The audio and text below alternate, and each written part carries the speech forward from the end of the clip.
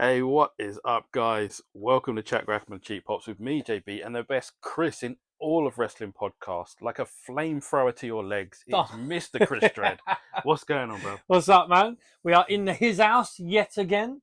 Welcome to the dungeon. Welcome to the fucking dungeon, mate. And I'll tell you what, there's some stuff going on in wrestling this week, and some people need to be dragged into the dungeon, to be honest, and given a good fucking stretching. Yeah, let's. Well, where do we start? I mean, it was a hell of a weekend for wrestling in general. There was a lot going on. You had, it seems like an age ago already, but you had King and Queen of the Ring, if you want to be political. Mm-hmm. Good show. I quite enjoyed it. I don't know how you felt about it. But... Yeah, it was pretty good, man. You know, apart from the obvious sort of controversy. His shoulder was up, yes. Whether that was by design or not, I don't know. If it was, it's an interesting booking ploy to get it to another show. I'm not sure if it was. I think it was just more of a cock up, and they can use it.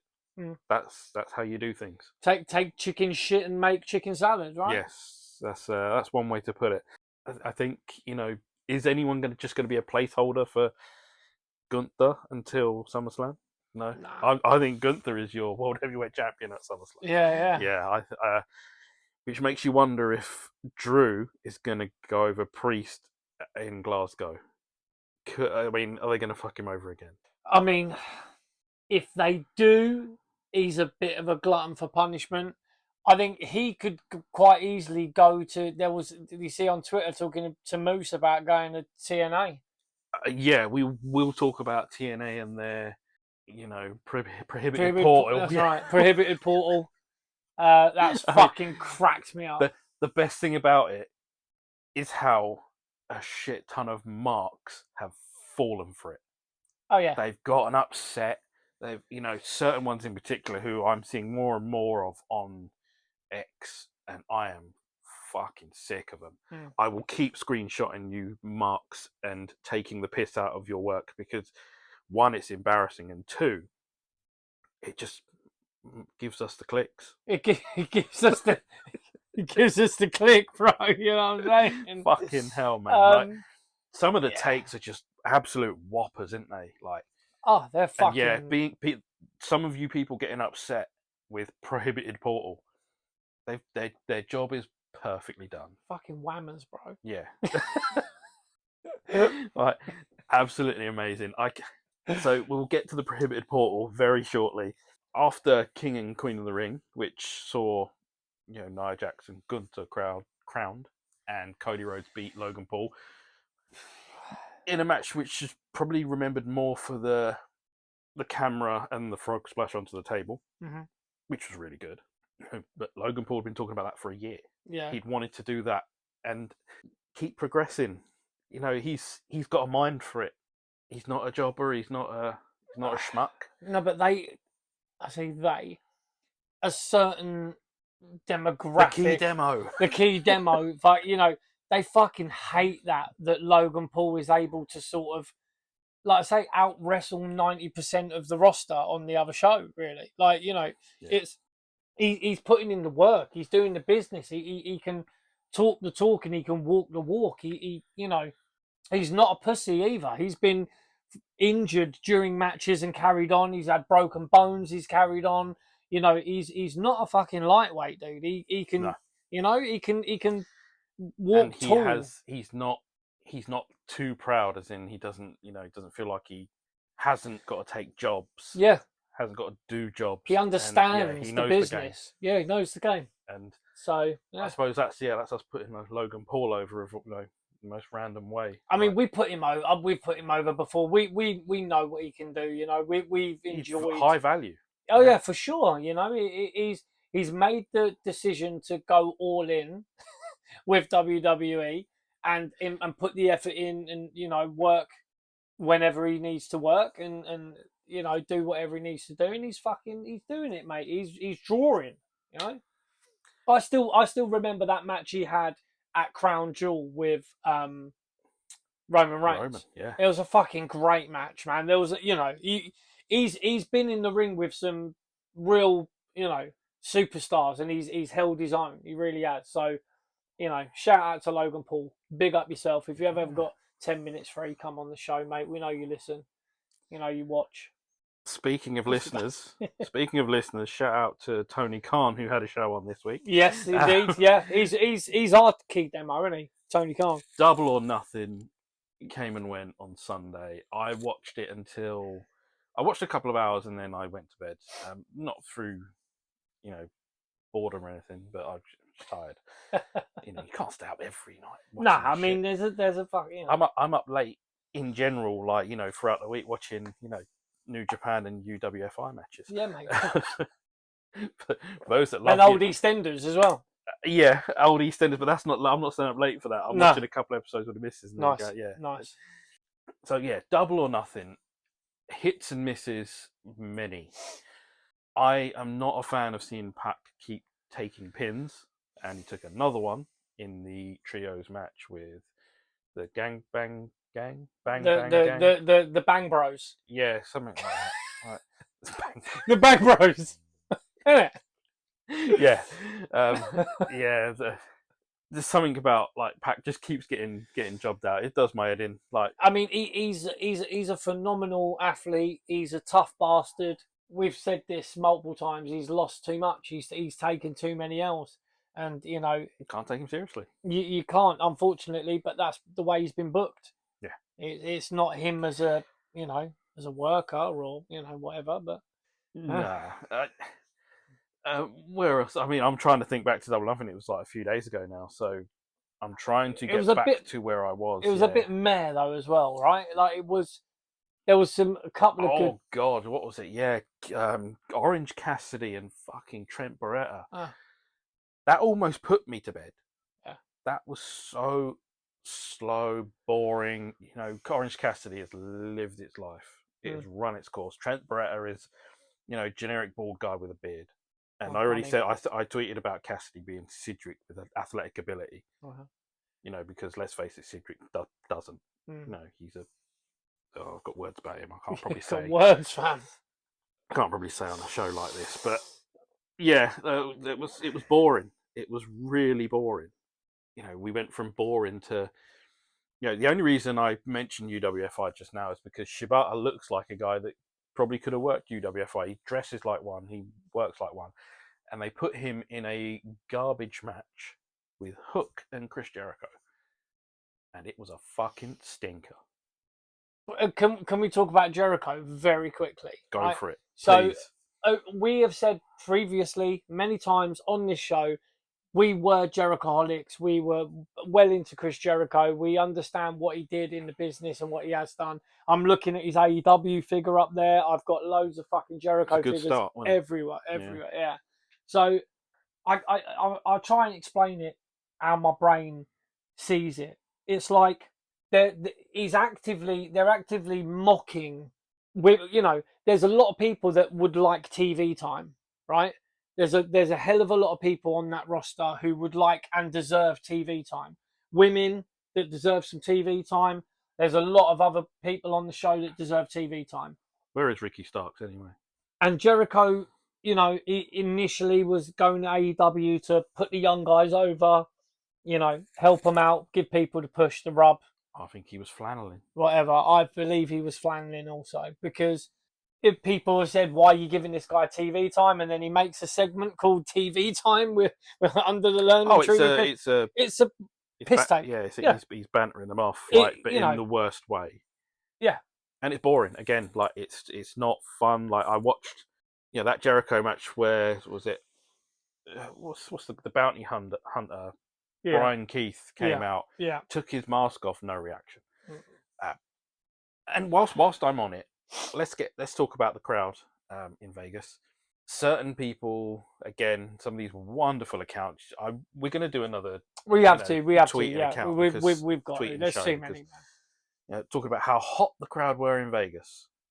Yeah, I mean it's warm in Nevada, isn't it? Only because it's warm outside.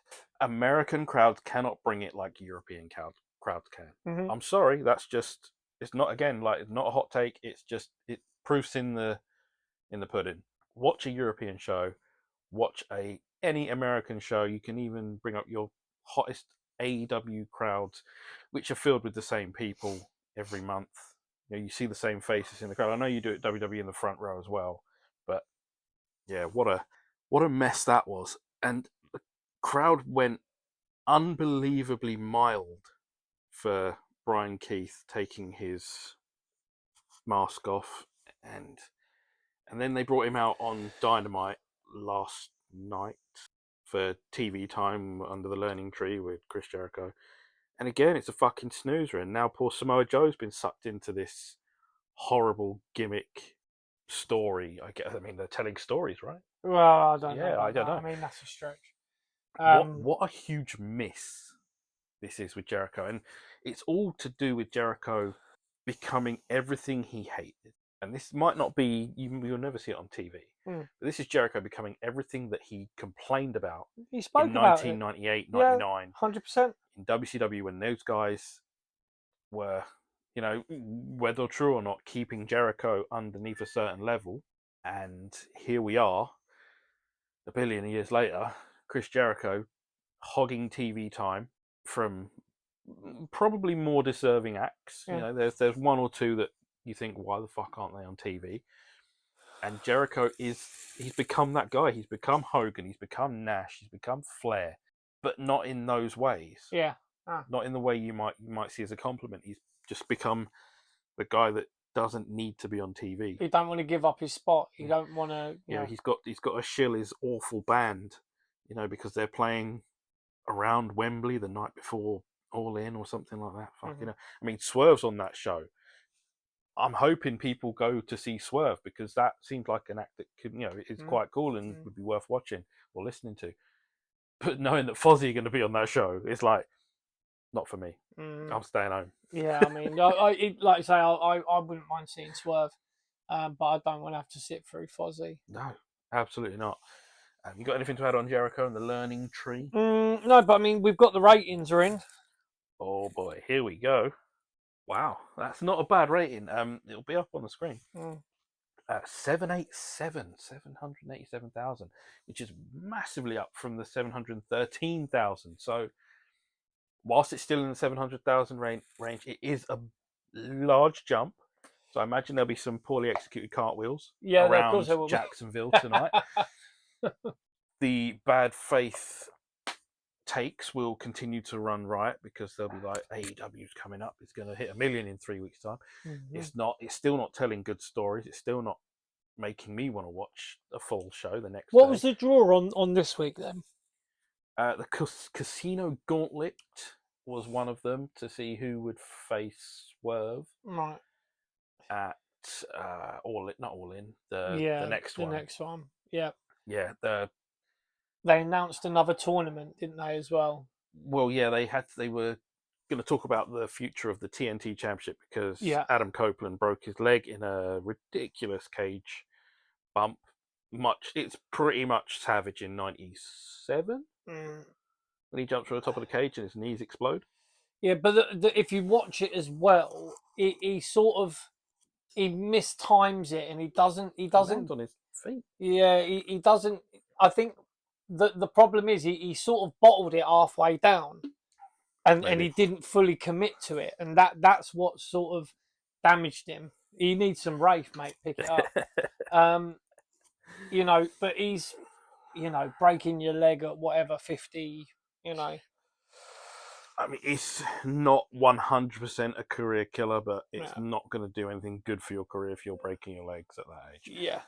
The whole bringing out Gangrel, it's fine. But I mean, Gangrel can barely walk as well. Something now. that WWE shot down. Yeah. Is bringing Gangrel in for a rude reunion and all of that stuff. Sometimes you just feel that Tony's just saying yes to appease his money making. Of course he is. And Copeland was a star. Copeland is a star, and he is probably a bigger draw than most. We know now he's off TV for 6 months. We know that Tony will just say yes to anything and will spend the money if people want it spent. Prime example on this fucking, this Anarchy in the Arena match. I knew we were going to get there at some point. Because when they were playing all the songs, the music, right, and then you've got. I'll give them one thing on the music. It was different. Whether or not people liked it, no, it's different, and it brought something different to the main event. I know they did it once before when they were playing Moxley's theme, and it just went on forever, and that was a bad idea. They didn't change the song. Yeah. But in this case, they played a few different songs. It did give it a bit of a different vibe. I struggle with these things. You know, we had the one at the Wembley, the Stadium Stampede, and that the multiple man all over the place. You can't follow it. They went into multi-screen at one point, and I just covered my face like that. I thought, no, I'm not watching that shit. Yeah, like you can't follow it. I mean, it does give people a bit of rest time in these matches, but half the time you're not doing anything that needs a rest. 9 times out of 10, it's a brawl, it's punches, it's kick. I know, obviously, Jack Perry had to prepare himself for his big stunt. I mean, that's why he went in the water. Yeah, I think they covered him in something else after that as well. I think so. Yeah. But it's probably just a bit of a thing. I don't know. So they were playing the music, and then you got one of the Young Bucks going, "Turn that off. We have to pay 200,000 every time they play that song again." Final countdown. The final countdown. It's like we're on a budget. Yeah, we're on a budget. It's like many a true word said in jest. Like, you know, it does cost them huge amounts of money to play songs and use them for like one night or whatever, you know. But the fact is, it ain't that buck's money. That's why I'm saying it costs us. You know, it don't cost you, does it? It costs Tony Khan, who's got money to burn. So you know, he's getting involved again. Yeah, he got pulled out by Jack Perry. Was he in fear of his life? I don't know. Are they turning a real life thing into a storyline with Tony Khan? Is he going to be revealed as the boss of the Elite and all of that? Like, probably. Unless they think of a way to draft in other people. I still think Okada does not fit in with the Elite and their thing. I think Okada he looks lost in the Anakin arena match, and not through any fault of his own. I just don't think just of who he is and his character is. Apart from that one thing where he flipped everyone off, like it just looked a little bit. It looked a little bit off, and he's the only one that seemed to show up in his actual wrestling gear. Yeah, apart from maybe that who's the cheerleader. The bald one, FTR bald. Oh, yeah. The one that is always crying on social media. Fucking hell. Like, he needs a hobby. Dax. Yeah. Like, I know, we get it. You love Tony Khan. Like, because he's paying you lots of money. Deservedly or not is up for people to, decide. I said the last time we were on a show together, not. Right. FTR are not top guys. They are mid guys, and it showed in the match like, Anarchy in the Arena. I didn't care about them. One thing that's upset me, I in my life have had multiple pairs of Reebok pumps. Right? I even have a pair now. You've got a pair of the Bucks ones yet? No, I don't.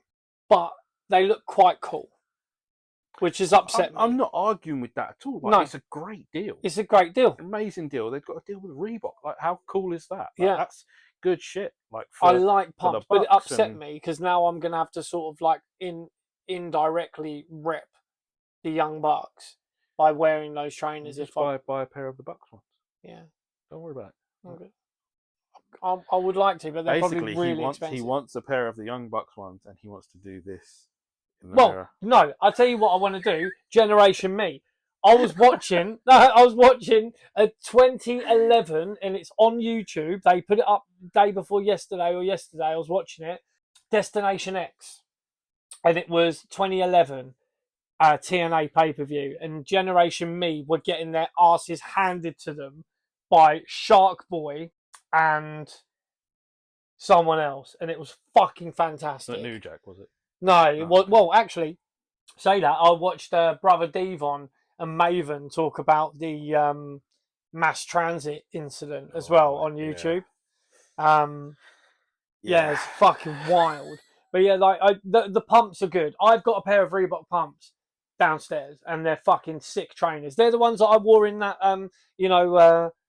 Zubaz Man picture. You know the ones? All hail Zubaz Man. If you've seen it online, you've seen that my partner in crime here created a meme of me. Like me, it was the king. It was the king. He did it. Okay. He unveiled it, not me. Okay, it was the king, and it was me in my Zubaz and my Reebok pumps when we were in London for the orange WWE. ones, like the flame. The orange, the orange, pink, purple flame, fucking Reebok pumps. They're fucking bad boy trainers. But yeah, I like Reebok pumps. I had a pair of the original Reebok pumps with the little basketball on the front. You remember them? Yeah, from the fucking 90s. I had one when I was at school. But at the same time, we've always said they need, like AEW in particular, needed to reach out, branch out, make these mainstream deals. Be on the shows and do that. And the Reebok shoe deal is just a start. Yeah, but then they're putting thumbtacks in the shoe and kicking people in the head with them. Yeah, that's a waste. They've ruined the fucking shoes, mate. Like, come on, Nicholas. At our age, that's Matthew. a waste of a shoe. Yeah, it's like the waste of a shoe, dude. Come on, like they're limited edition, like But I'd like a pair of those trainers. But it upsets me because I'm gonna have to like indirectly rep the Bucks. But if I can get my hands on a pair without spending thousands of fucking dollars, then that'll be a touch. Can we also, talking about AEW for a moment? Mm-hmm. Can we talk about Arn Anderson? Can we talk about Mark Henry? We should absolutely talk about them. Like, we should finish off. Yes. Double or Nothing. Sorry, tangent. Because there are other things to talk about. Like, there was the women's world title match as well, which Toni Storm. We love the gimmick. It's going well. Well, she's doing a bit. I'm not feeling Mariah May. I don't know what it is.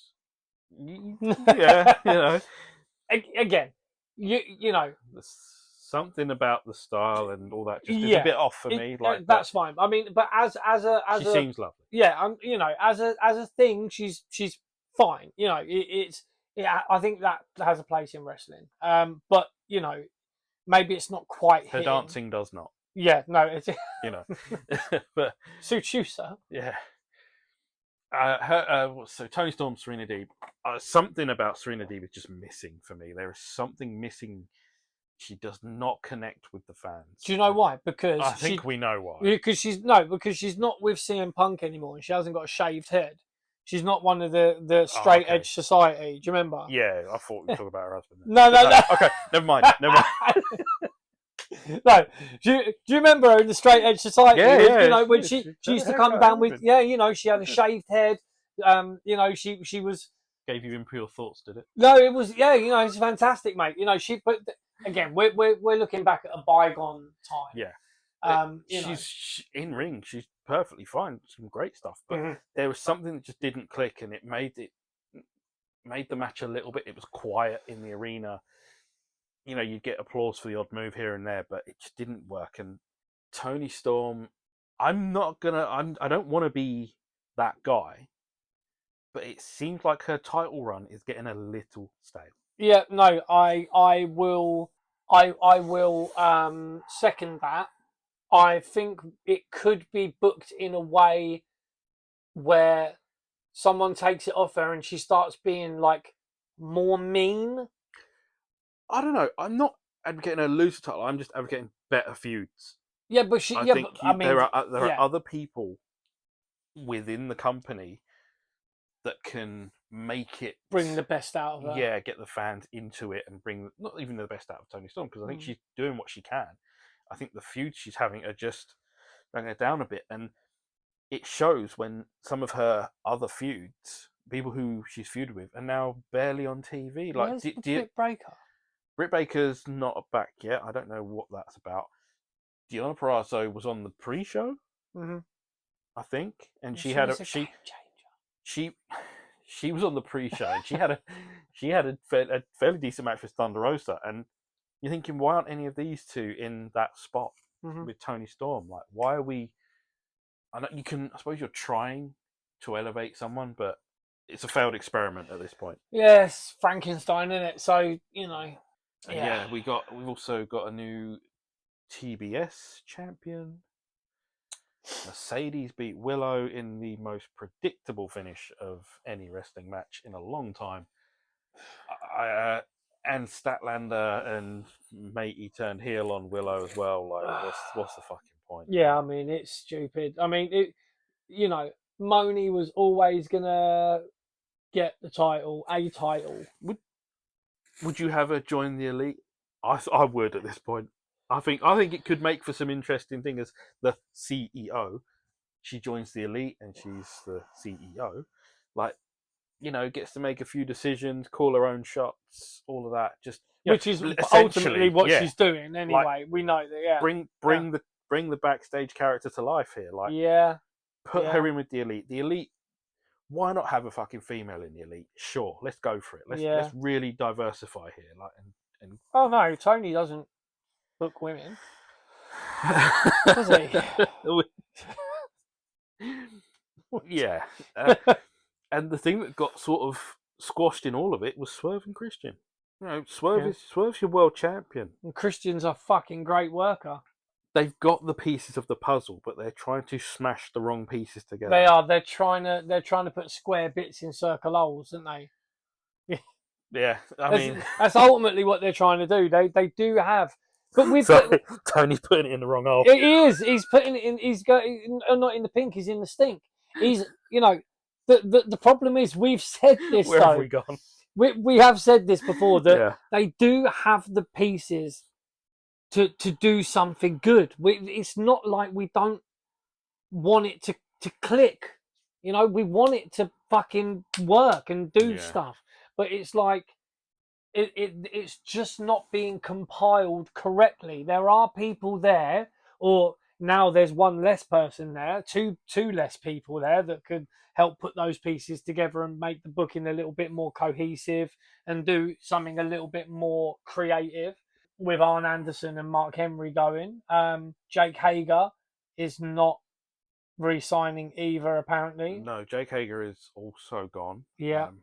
But again, we will cross that bridge very, very soon because so it just come up with one more thing to bring up. Yeah. And that's Will Ospreay. Will Ospreay, again, predictable. He beats Roderick Strong. Sorry, Roddy. I mean, no, but it was we predicted that already. It was always going to happen. He was never going over. The selling again, like people saying, where some idiot posted this? Oh, where are those the people now saying that they don't sell and that? And he took a spinning back elbow to the fucking jaw, and he was up in seconds. I'm like, don't lie to me. Don't spit in my cereal and tell me it's milk. No, don't piss on my head and tell me it's raining. Yeah, exactly. Yeah, right. I'm struggling with that, with the mindset of some of the, like, maybe they want jobs, maybe they want AEW to hire them as social media influencers or something. Maybe they're already hired. I don't know, but some of the utter horseshit that people post, and maybe you might get a picture of one or two underneath from what we're talking about. Yeah, it's garbage.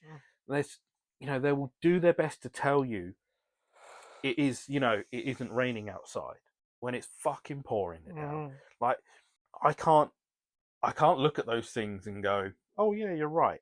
No, you're not right. It's they're still not selling. He's now the whatever champion he is, international champion, whatever, and he's now at this point in time booked to face Swerve at the next pay-per-view, which isn't All In. Why are you not fucking waiting? Yeah. Why are you? And someone much smarter than the rest of us, high IQ fans, said, you shouldn't, don't have to wait for a match like this. Yes, you fucking do. Yeah. And you should make people wait for it, build it up. That's the whole point, because then the payoff is better. It's not rocket science, is it? Just because you can have dessert at the start of a 3-course meal doesn't mean you should. Make yourself wait, enjoy it at the end. And that's what they should be doing with Will Ospreay. We already been over the thing where he should have lost to Bryan Danielson. It never happened. Like, it's over with. He'll be crippled soon. Maybe. Danielson. If they keep on fucking... Yeah, keep wheeling him out. But that's the thing. Shit. I mean, it's his own fault, though, man. Someone needs to have a word with him, because... Oh, yeah, their own worst enemies. Yeah, he is his own worst enemy. I mean, we had a conversation privately, saying about, we think he fucking likes it. He's a fucking... It's a bit of a kink. Yeah. We're not going to kink shame anyone. I mean? he was told to go and play with his friends in the bingo halls, and he fucking did it. And he did. And he's loving it. You know, even though it might fucking, you know, it might do him in the long run. It will be more fucked than his father-in-law. If physically rather than legally. Yeah, legally. Proper fucked. Yeah. Oh fuck! Yeah, you like eggs. No. Yeah. So make them wait for All In. Don't give him that title shot where he's probably going to win. You know, he was going to win at All In anyway. Will Ospreay's not coming to Wembley to lose unless Tony really puts his fucking foot down on it, which history in the last 5 years has told us he won't. No, he doesn't put his foot down for anything unless Jericho tells him to, or the Bucks tells him to. Yeah. You know, Jericho versus Ospreay at Wembley was what we saw last time, wasn't it? Yeah, Jericho and Ospreay. Oh yeah, fucking hell. It was, yeah. Oh god, yeah. It's a long night, wasn't it? Yeah, it was. It fucking was. We still haven't decided whether we're going yet. Yeah, I mean, this is how fucked up it is. We're not sure if we can be bothered. Yeah, I mean, it's one of them ones where it's wrestling at Wembley, you know, and we should probably go just because of our sort of like the location. Yeah, and the fact that we do a wrestling podcast, and then AEW's going to Wembley. Yeah. It's like we probably should go, but we realised that last time we went, we could have probably paid the same money, if not a little bit more, and probably got a bit closer. I think. I mean, we didn't have bad seats last time. I mean, they were fucking expensive. Our problem is with the way that wrestling tickets are sold. Like, they're sold at such a shitty, that high value to start with, and this is something that happened with us. Like, and the tickets weren't worth where they were.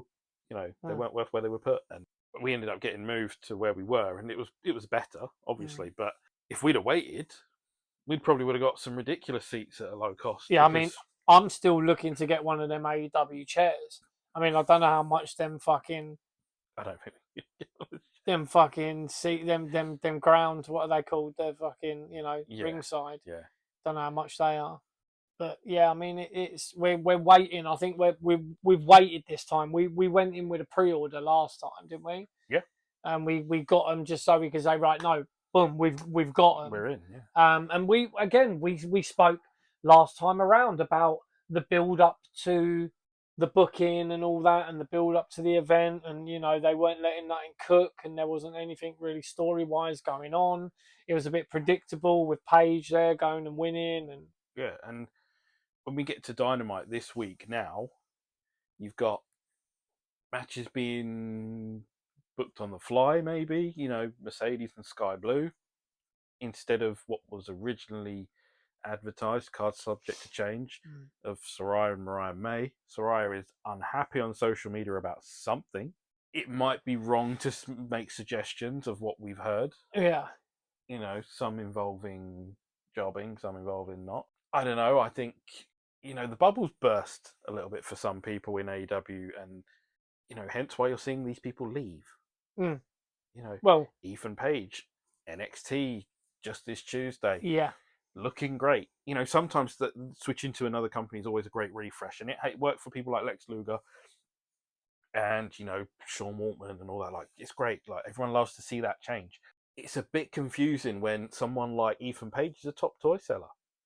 He's a merch guy. Like, he's selling merch hand over fist. Like, his pre-orders selling out and everything. All ego Ethan Page. Yeah, it makes you wonder why. And someone posted like, oh, he's a great hand. He's a nice guy, and that, like, sometimes that doesn't work in wrestling. No bollocks. Absolutely, be a nice guy. Be a good working man. Like, that should be enough to keep you in a really good position. Not, oh, he should be an arsehole. He might get more TV time. Yeah. Fucking hell. But I mean, that's a ridiculous take, isn't it? I mean, shout out to Terrible Wrestling Takes, our boy Bishop. That's for you. That's for you, mate. That's a fucking terrible take. That. You've got. Not everybody wants to just sit back and take money and not sort of push themselves professionally. When it's like playing football. Shout out to football with JB as well. Subscribe to that shit for sure.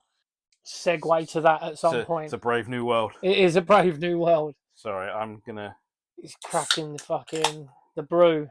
It is the brew. It's the 1901. It's the good shit. It's the good shit. Yeah.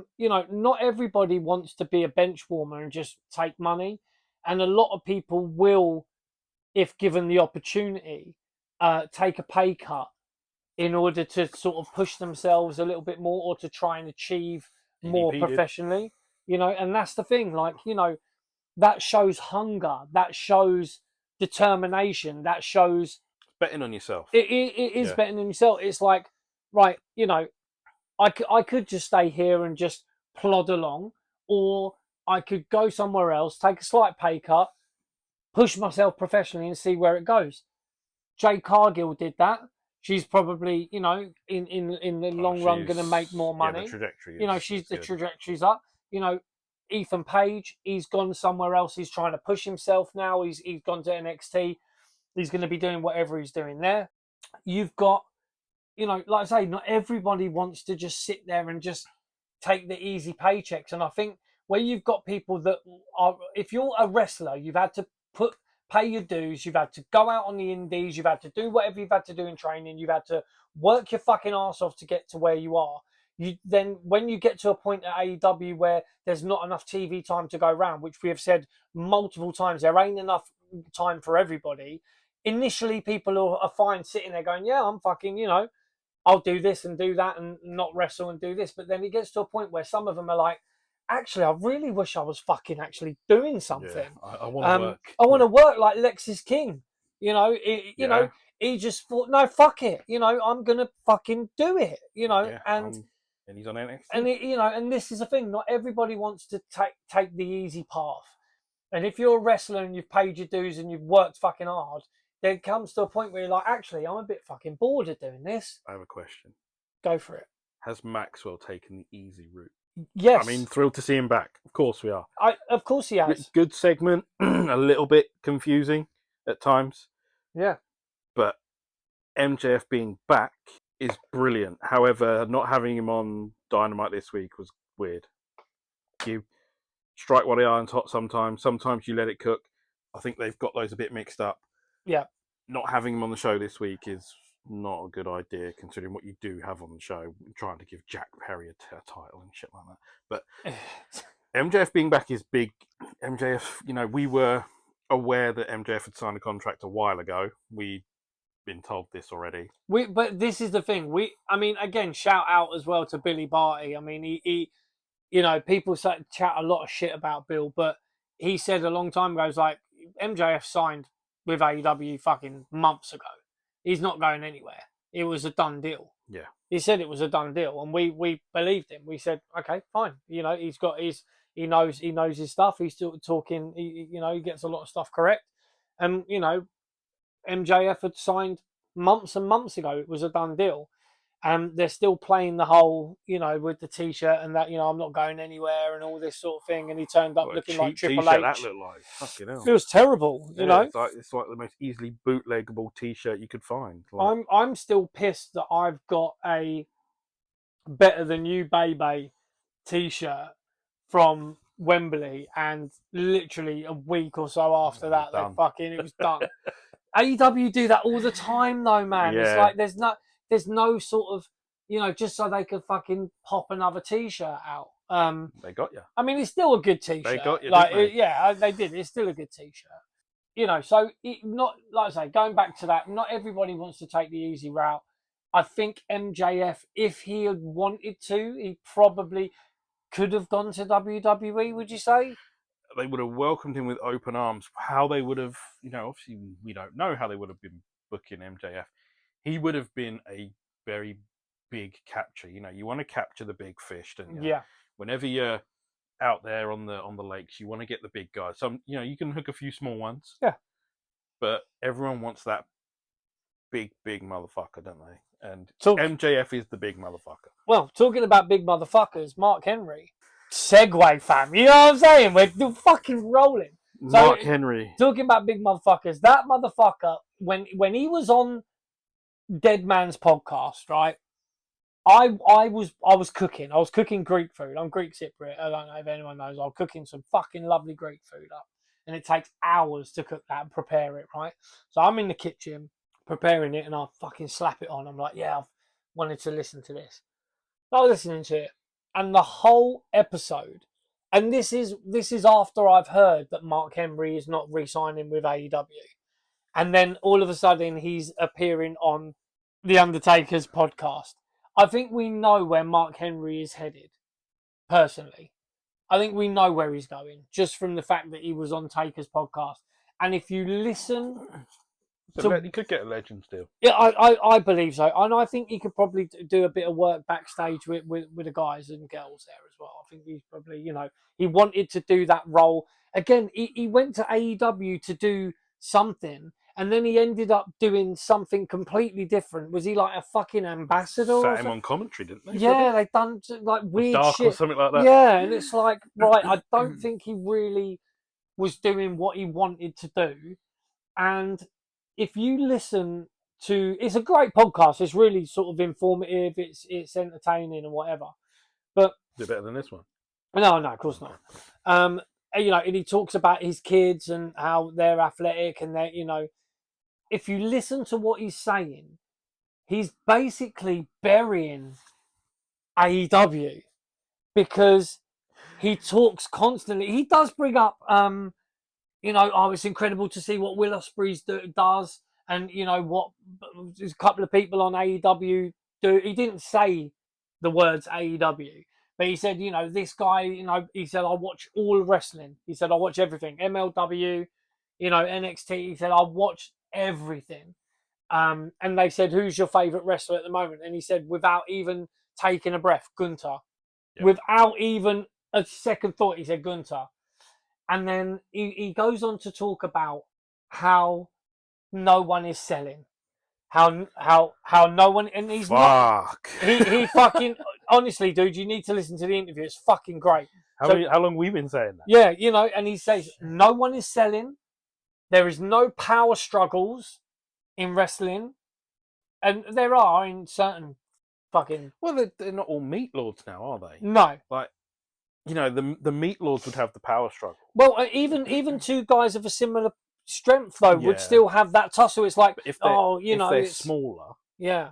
Well, you don't see much locking up anymore. No, but this is what he was talking about. He was like, actual wrestling. He said, I learned from the old guys. He said, I went to Canada. He said he got sent to Canada. Oh, yeah, I've seen that. Yeah, because he fucking threatened to kill the clique, all of them or whatever, and then tell Vince to go fuck himself or whatever. So they sent him to Canada. And he was learning, and he said Owen taught him a lot. He said I'd see Owen every week, and he taught him sort of not to sell the ribs, and all that sort of thing, because then there was some shit going down. So Mark Henry talks about, this is what I believe wrestling is. And he said, when I was watching, I'm like, well, that's not what AEW does. And then, lo and behold, he leaves AEW and he's not re-signing. And then he's on Undertaker's podcast. He is one of these people, like Arn Anderson, probably, like Jake Hager, who have been... Hager is a bit of a weird case. He never really over. He was Jericho's stooge. Muscle lackey stooge. Yeah. He's more famous for wearing a stupid hat than I like this hat. Yeah, like it's a weird thing for Hager. Like he just never evolved. But again, that's the booking, bruv. We know Hager like needs a mouthpiece. I would say, right? Yeah, had some good ones. He had Dutch. He had Seb. Yeah, in the We the People shit going on. It's dead and buried though, right? Bad creative. Yeah, I mean, it's one of those things where, the grass isn't always greener on the other side, and then you go to the other side. I'm sure the money was. The money, he can buy as many purple hats as he fucking likes now. Yeah. But the fact is, he's another guy that is a fucking grafter, who's a grinder, who's put in the work. He's been at WWE. He's been at that high level doing that schedule, and then he's gone to AEW, and he's probably been not doing much. He's not had many matches, really. He's not done much. He had that cage match thing with Wardlow. But that's the thing. He's not really done much, and he's probably one of these guys that's saying, look, he's looking at his watch and he's going, I'm at this point in my I've career, got long left, yeah. and I want to do something substantial. And they went to AEW thinking that they could do this, this, and this, and when they've got there, they've realised. TNA? I mean, he could do. I mean, why not?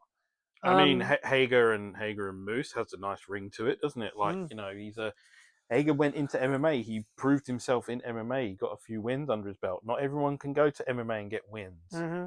It happens. Yeah, it's true. I think he has still got some value, and I'd love to see him in TNA. Let him have a go. Like, I don't watch enough MLW to do that, or NWA, which is has only so many hours in a week. Sure.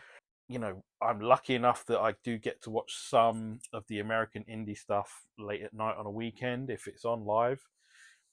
Could I see him? Be happy to see him in House of Glory or something like that. Sure, like put him out there. Like, let Hager be Hager and do his shit. Like, let him go back to being what he was, not just this weird comedy. I like this hat. Well, talking about someone else that listens to the show, Chelsea Green. She listens to the show. Oh yeah. Because did you see what she been calling you again? I've had to tell her to fucking hold off, but she put on Twitter. In our last episode when we were sitting here, we were talking about Zack Ryder going back to WWE, right? And she posted literally yesterday, I know someone else that would go great in NXT, and posted a picture of her man. The indie god. The indie god. Yeah. And we spoke about that our last episode. 2 weeks ago now? 2 weeks ago, man. I was saying, put that guy in WWE again. He's at that point now where he's done all he can do on the indies. He's made, the gimmick is his. That's it. He's the indie god. Yeah, I think it's done him really good, and he's that again, shelf life. Yeah. It has everything has a shelf life. Him going to WWE is probably the next step, not one-offs against Edge or Copeland, whatever. No, all that stuff is okay, but he needs a home. Yeah, he does. And NXT, why not? And his missus is doing great stuff at the moment with. She had a match in Saudi on SmackDown, didn't she? Yeah, Bayley. Really she's doing good stuff. I've always liked Chelsea Green anyway. I've always thought she was great. Entertainment value. I like. There's certain sort of women wrestlers that I think are fucking great, man. Like the Iconics, I thought were fucking fantastic, bro. Bayley. Bayley, fantastic, phenomenal. Fucking Chelsea Green. I think she's fucking great. Where's Athena? Yeah.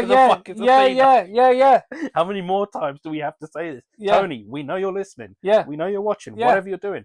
Where the fuck is Athena? That's right. Come on now. Like, be reasonable. There are certain. Oh man, and it's it's painful, dude, because you've got The Rock's daughter on NXT opening up saying, we have the best women's wrestling in the world, right? I mean, they might when Julia hits. You can't really argue that. AEW's women's division is. It's very hit and miss. It's one of them ones. If you look at WWE over the 3 shows, women's wrestling.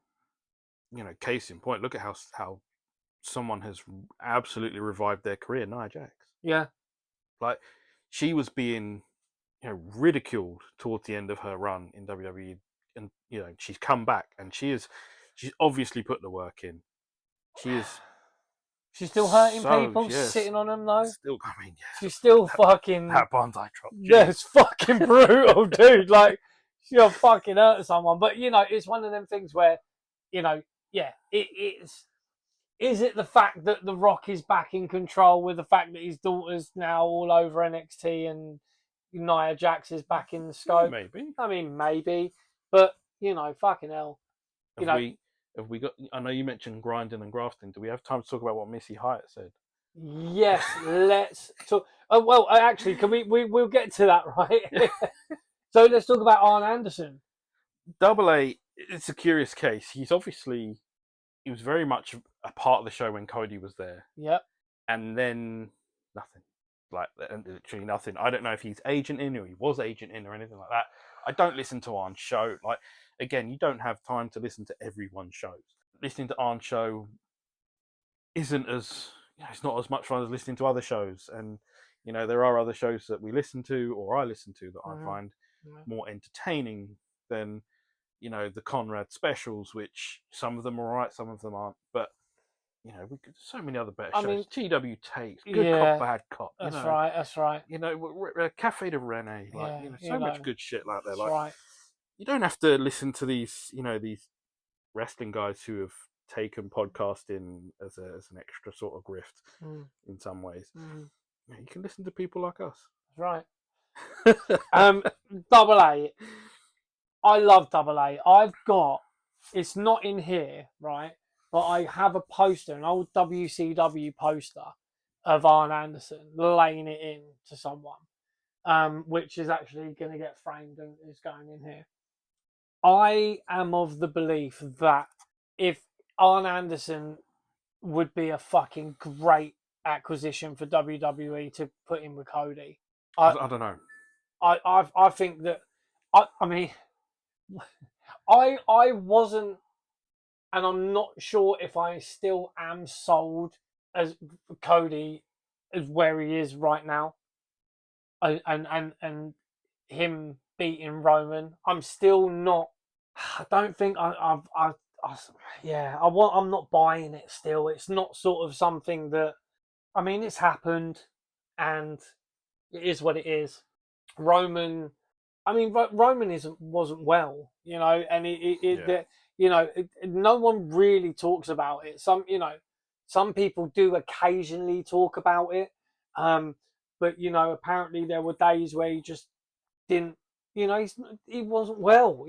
And we don't know how well he is. If you get leukemia, I mean, how are you ever okay again after that? Probably not. That's what I'm trying to say. Like, being at 100% is probably not happening. No, but and to be at that level, and doing what he was doing, and people used to take the piss out, he never used to wrestle and all that sort of things. Like, yeah, but there's a reason for that. Like, you fucking people.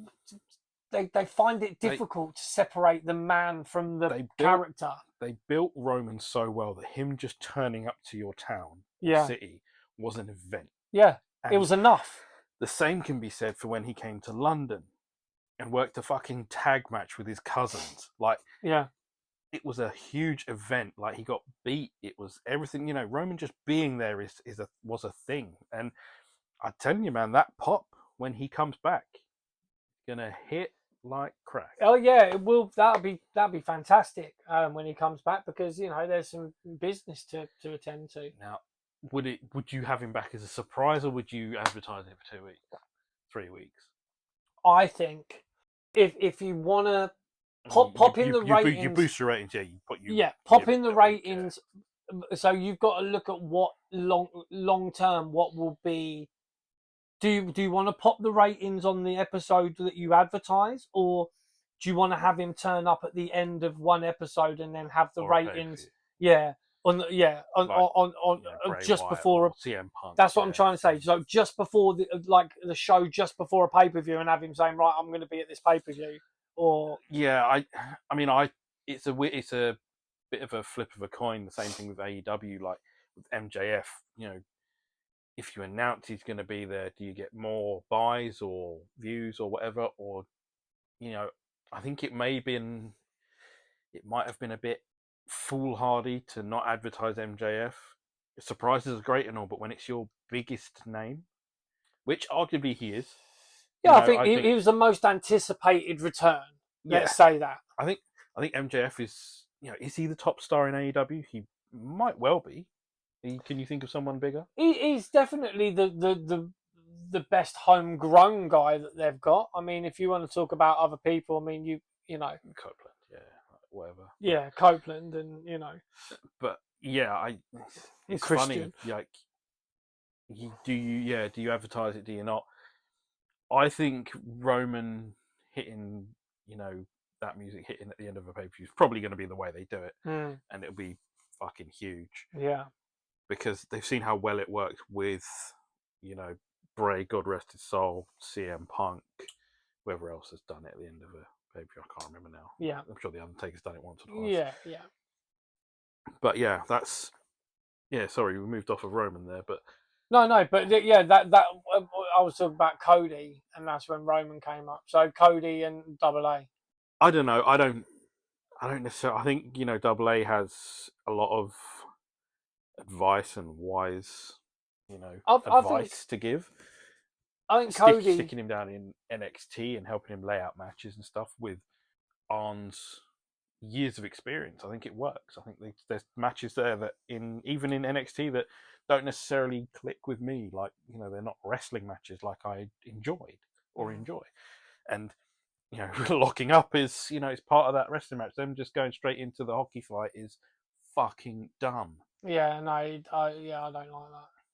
So, I think that maybe if they want to refresh before Double A goes to NXT or does whatever, if he's going to do something like that, which I believe is a possibility, I think putting him with Cody, because I think Cody, I think Cody maybe again needs his ass handed into him by people, and maybe Double A can be that sort of have his back for a little bit. There isn't a super strong heel on SmackDown at the minute. Yeah. And Gunther's on Raw now. I think someone needs to come out and be the guy. Yeah. A real nemesis for Cody. Yeah. A lot like Roman. 100%. 100%. I don't think Solo's got it. I don't think, as much as I'm enjoying Tama Tonga and that stuff, he's not got it either. I mean, Jake Hager. No. Bring him back.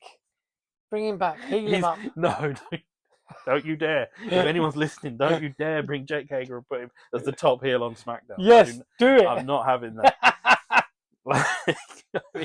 As funny as that would be, please do not. Scrap that from anyone's thinking. I can still edit this out, right? No, leave it in, dude. It's got to stay. So yeah, it's that's what I think needs to happen. Again, you need someone to come and beat the fuck out of Cody. They need to because that's wrestling. He needs an adversary. He needs someone that looks like he can beat the fuck out of him. Was it time to turn Bobby Lashley? Was it someone like that? Like someone who just looks mean and fucking. Where's Zeus? Oh, yeah, he's dead as well. Isn't no, he's on that video down there. Some big motherfucker that can really just looks like he can beat the fuck out of you. Probably not on us. Like he's been not quite. He's there, vulnerable. But something like that. Like what I mean. Do we get to the ridiculous? Go for it. Yeah. Our really good friend. James from Cafe de Rene, his show, there's a clip out there, like it was out there, I think it got taken down though. Yes. Of Missy Hyatt telling the world on the show that she'd been dating Jim Ross for 2 years after Jim's wife had passed away. And it's like, Jim had been giving Missy some slobber knockers. Yeah, it's fucking crazy. Busting that barbecue sauce, son. This man got asked to bust you. You know what I mean? You got to ask JR. You got to ask Missy Hyatt. Apparently. Damn. Yeah. Good Lord. I mean, what a fucking story that is. Yeah, I mean, shout out to James and Cafe de Rene, Paul London, the lads. Yeah. I mean, that's just wild. Madness, isn't it? That's wild. Yeah, we were talking about this in the car a little while ago, and we thought, what the fuck? We're going to talk about this. Yeah. This wild. is some massive weird news that's like has to be mentioned. Jim had been getting his Missy fix. That's fucking crazy though, man.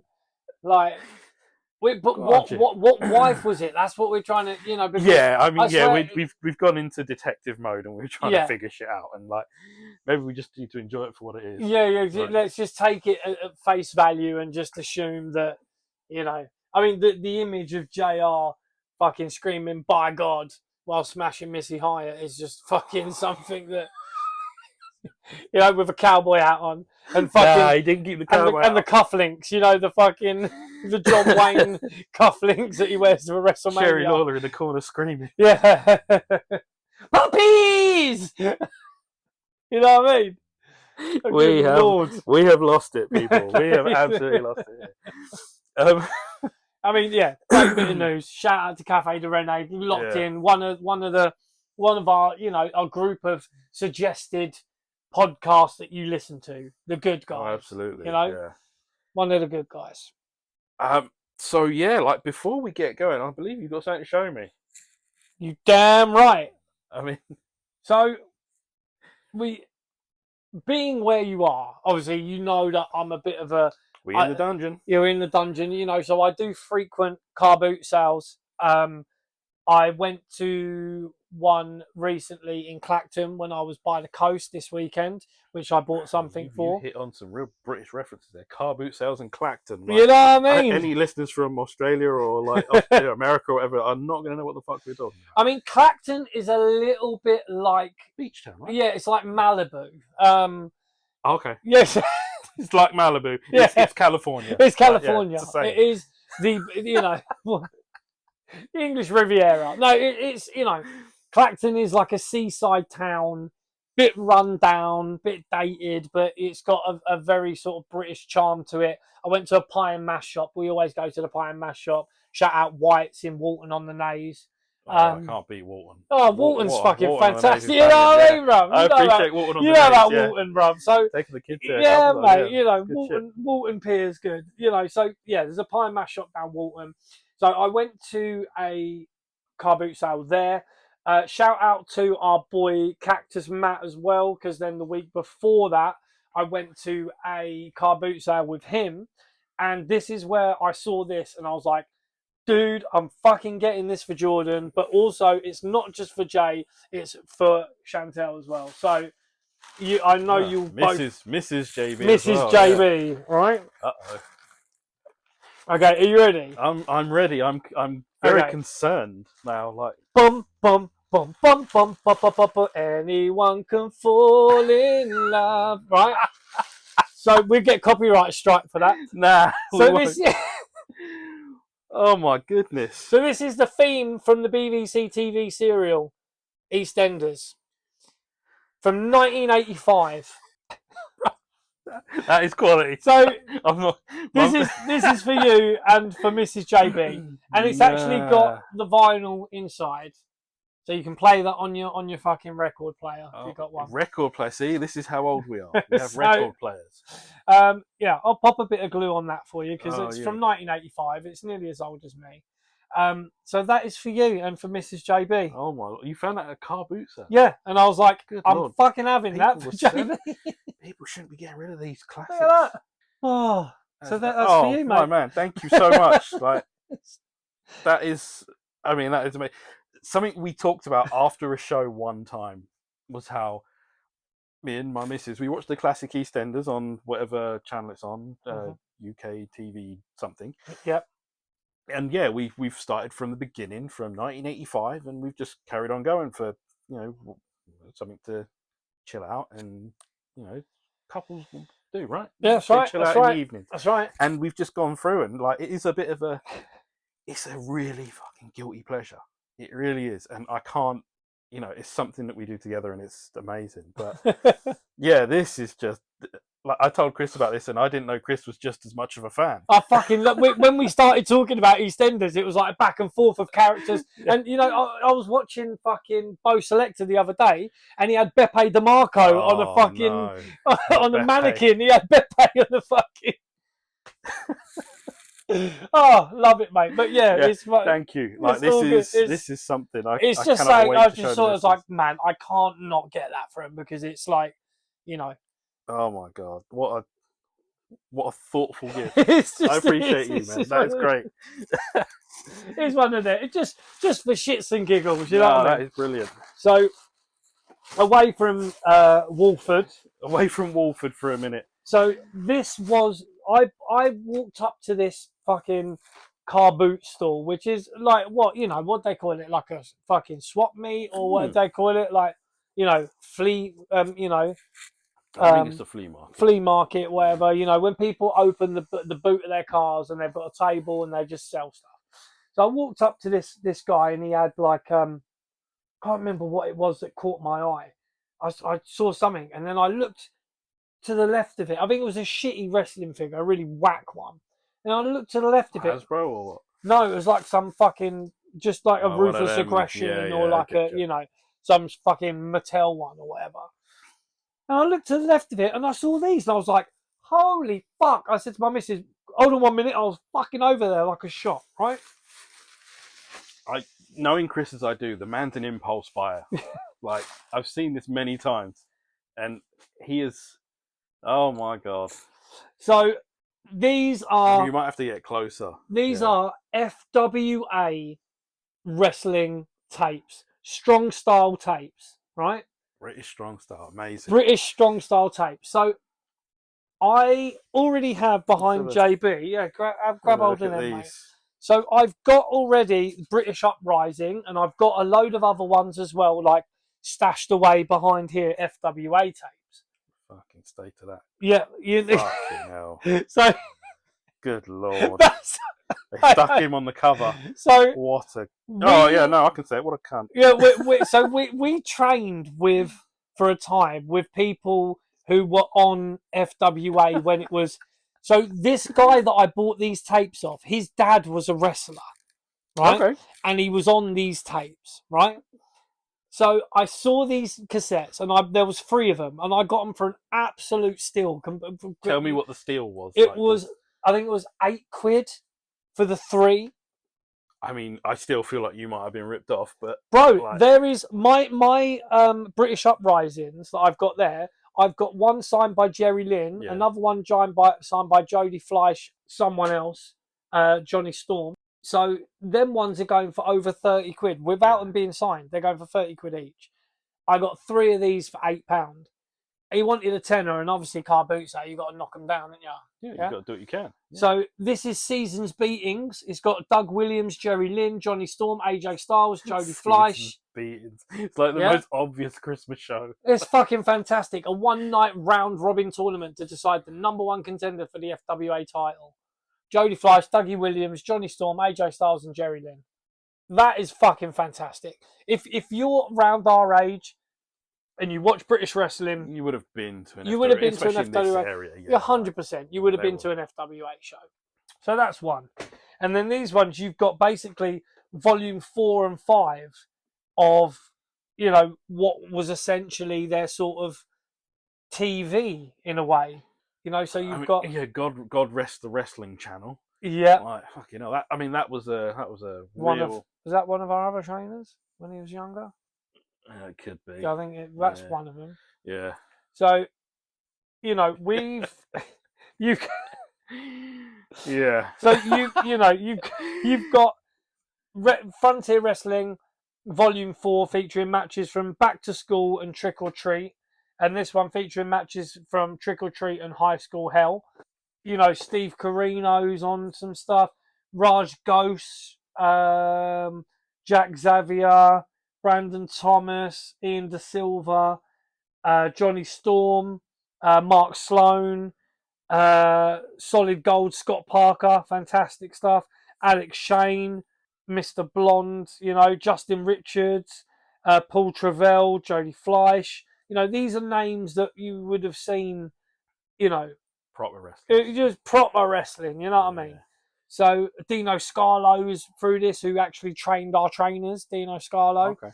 You've got, this is your classic British wrestling from the 90s. And when I bought these tapes, I was looking at them. Have you watched them yet? No, I bought them this weekend. I ain't better check them, make sure they're not. No. Bad. So I've looked at them. They're all fucking sound. So I was looking at them and I was haggling with the geezer, and I paid the £8. He said £10. So I said, I'd give you 8. He's like, yeah, go on. He also had a King Kong Bundy tape, an American one that he wanted, and I forgot to fucking go back and buy that. He wanted £3 for that, and it was an American one in like the paper sleeve. But yeah, I bought these 3 tapes. And my missus, when I walked away, I said, "Oh, that was a fucking bargain." I bet she was thrilled, wasn't she? No, well, I just said to her, I go, "Oh, that was a fucking bargain for £8." I said, "These are going for fucking loads of money. The FWA tapes are quite hard to get hold of." I know my missus really appreciates it when I bring more wrestling stuff. I know. I mean, she's a big fan. I'm sure. And she said to me, when you was looking at them, I thought, is he really going to buy them? Because they look like they're fake. They look like the covers have been photocopied. I'm like, they do look bootleg. Well, no, it was like, that's literally what the FWA tapes were. British Wrestling That's 101. literally British, because you can tell they're legit because they're on some fucking Scotch videotapes with the FWA stickers on the side, right? The strong soul, you know. Fuck's sake. That's how you know it's legit. Look, Strong Style Tape, the official distributor of the FWA. And it's literally just a sticker on the fucking side. I've got loads of them, like, stashed away. But, you know, I saw these and it's like, there's no way that I'm not buying them. I mean... For £8, you wouldn't say no to that, would you? I don't know, you know. You fucking... Yeah, but... I know why you wouldn't. Yeah. But we'll have to watch. Maybe we'll watch these together. Yeah, we'll have to make. Yeah, we'll make a night sure of it. Nothing dirty on them, and we'll get the popcorn out.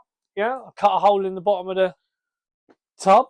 You know, we'll get the popcorn out. We'll get Matty down, and we'll do like a bit of a night of it. We'll get the lads, and we still got to do Adam Cole and Kyle O'Reilly. We fucking do, because I'm telling you that.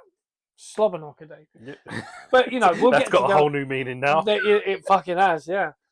So that was what I picked up, and that is just for you lot there. And this was from a Clacton car boot sale that we go to all the time. Shout out the early riser car boot sale. That's what it's called. Late riser. Oh, sorry. We talking about Jim still? Yeah, no. See, this is where it becomes too easy to go full innuendo and talk about Jim and his escapades with, you know, the Henry Hoover that is Missy High. That's right, correct. She's Brock, you know what I mean, now. But yeah, so I mean, there we go. I mean, we've been in the dungeon, so it would be wrong of me to not show some more wrestling stuff. Got a bit of EastEnders bits and bobs in there as well.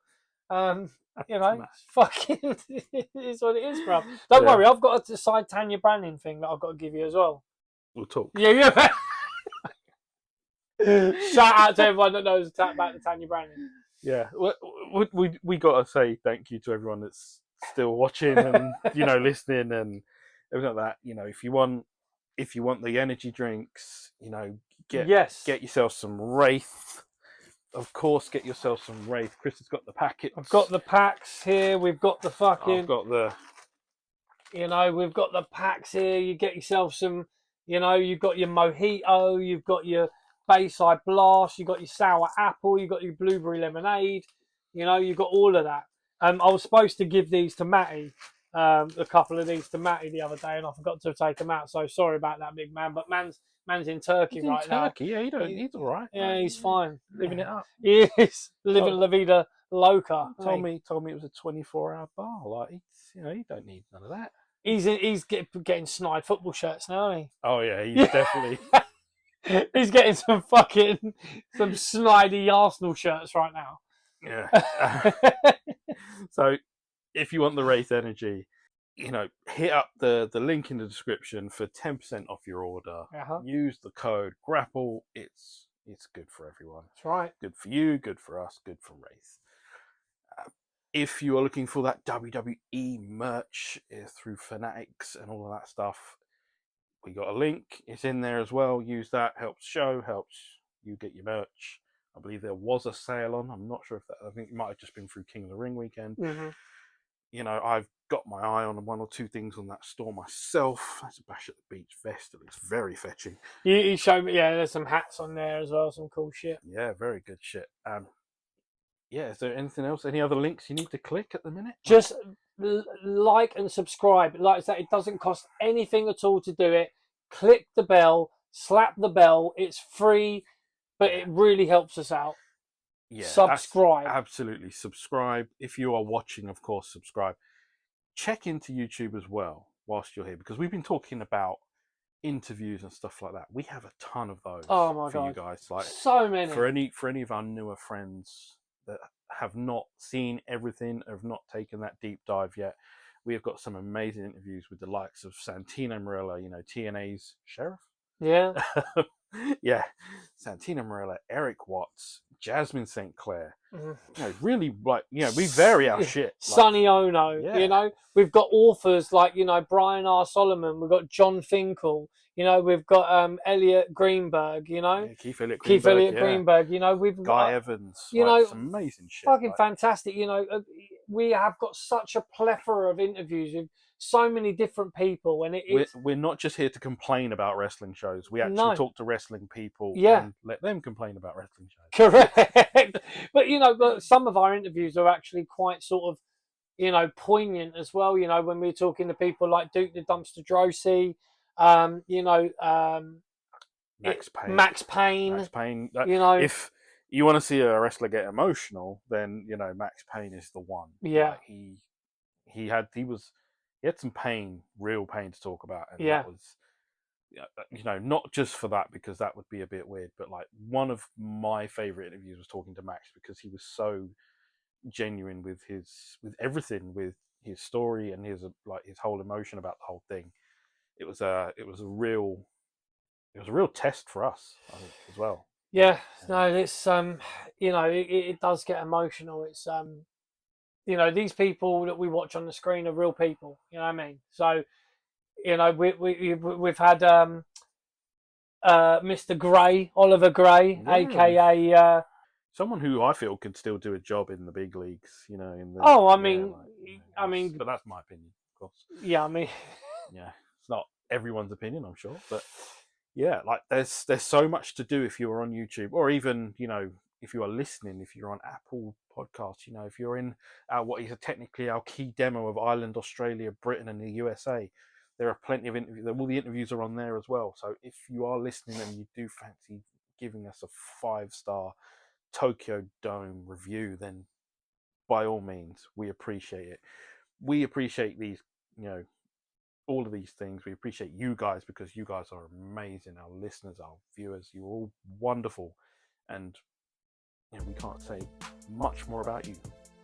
You guys are the best. Big up yourselves, you know. And again, shout out to Bishop. We know he listens, but why doesn't he watch? When we're both here together, you should be fucking watching these episodes, dude. Come on, yeah. You've got Maximum Male Models right here, and you fucking listening to a podcast.